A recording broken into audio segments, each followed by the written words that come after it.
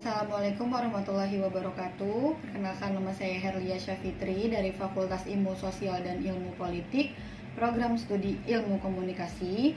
Saya akan membacakan jawaban atau materi ujian tengah semester mata kuliah Manajemen Konflik dengan dosen pengampu Bapak Tri Okta Sulfa Kimiawan. Baik, kita mulai saja soal yang pertama. Elias Canetti berhasil mengungkap dimensi yang sebelumnya terlupakan dalam memandang manusia terkait dengan fenomena massa serta kekerasan massa.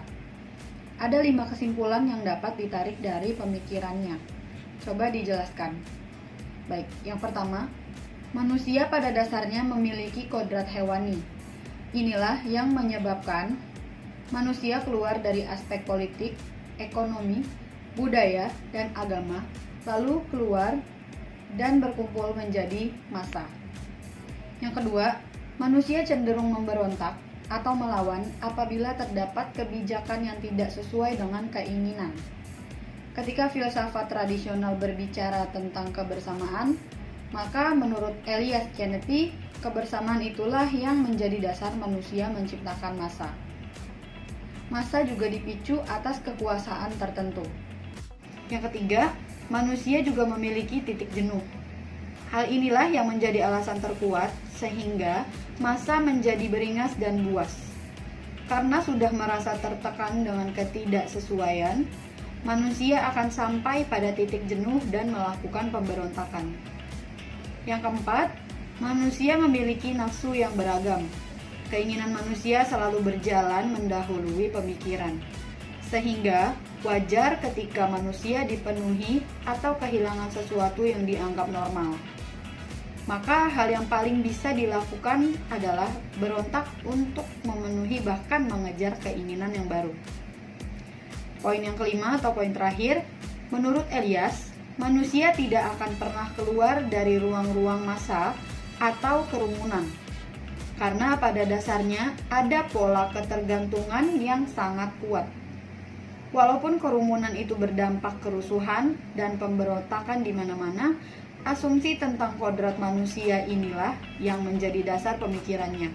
Dan melihat realitas dengan sebentuk kewajaran, walaupun di sisi lain berusaha untuk mematahkan pengetahuan tertentu. Soal nomor 2, pada hakikatnya setiap manusia memiliki naluri merusak, yaitu naluri kekerasan.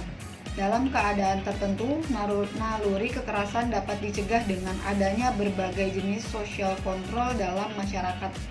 Sebutkan dan jelaskan 3 konsep dalam kekerasan massa.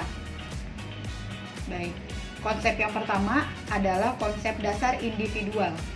Perilaku agresif seseorang dapat menyebabkan timbulnya kekerasan. Faktor penyebab perilaku kekerasan menurut teori ini adalah faktor pribadi dan faktor sosial. Faktor pribadi yang meliputi kelainan jiwa seperti psikopat, stres, depresi, serta pengaruh obat-obatan. Sedangkan faktor yang bersifat sosial antara lain seperti konflik rumah tangga, faktor budaya, dan media massa. Yang kedua, konsep dasar kelompok. Menurut teori ini, individu cenderung membentuk kelompok dengan memprioritaskan identitas berdasarkan persamaan ras, agama, atau etnis. Identitas kelompok yang cenderung dibawa ketika seseorang berinteraksi dengan orang lain ini rawan menyebabkan benturan antara identitas kelompok yang berbeda dan kemudian menjadi penyebab kekerasan. Contohnya, ada pada perkelahian antar pendukung klub bola saat pertandingan di stadion. Selain itu, ada juga kekerasan berbau rasial yang terjadi di Afrika Selatan dan Amerika Serikat pada orang kulit hitam, serta di Indonesia pada kerusuhan Mei 98, yaitu kekerasan terhadap kelompok etnis Tionghoa. Konsep yang ketiga yaitu konsep dasar dinamika kelompok. Kekerasan dapat timbul karena hilangnya rasa saling memiliki yang terjadi dalam kelompok. Hal ini dapat diartikan bahwa perubahan-perubahan sosial terjadi sedemikian cepat dalam sebuah masyarakat dan tidak mampu direspon sama cepatnya oleh sistem sosial dan nilai masyarakatnya. Contohnya, Bisa kita lihat dari masuknya perusahaan internasional ke wilayah pedalaman Papua yang membawa berbagai teknologi, perilaku, hingga tata nilai yang berbeda.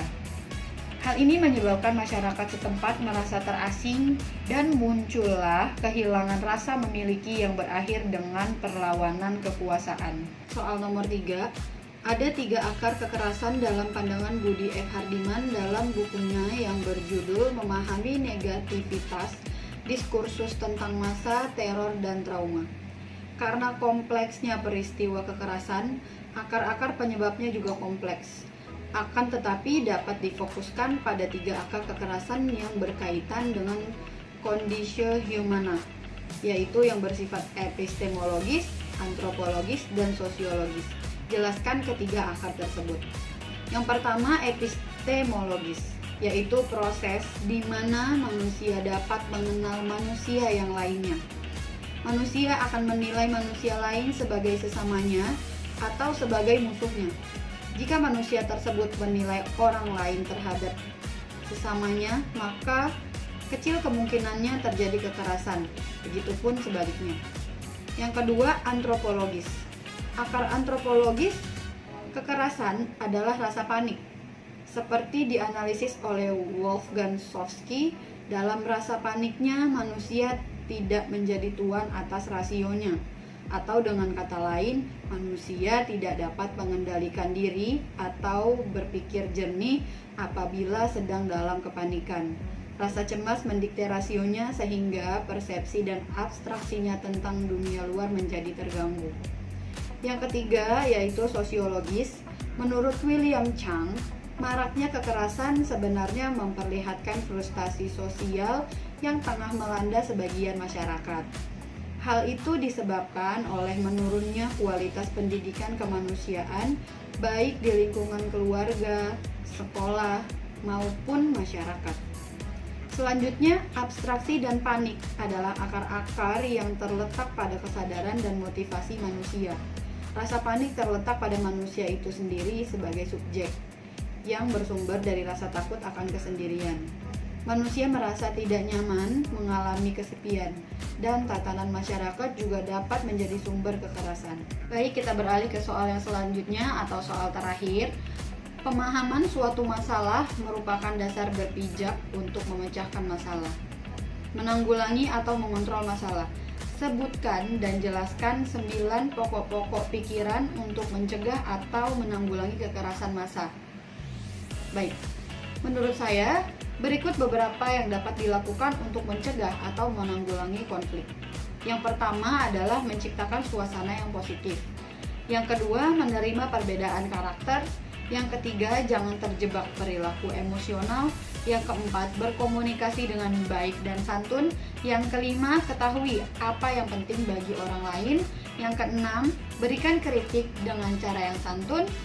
Yang ketujuh, hargai pendapat orang lain. Yang kedelapan, jangan menghakimi orang di tempat umum.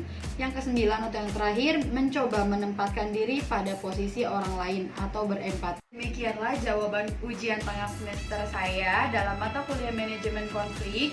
Terima kasih, semoga bermanfaat. Salam Soekarno Muda. Wassalamualaikum warahmatullahi wabarakatuh.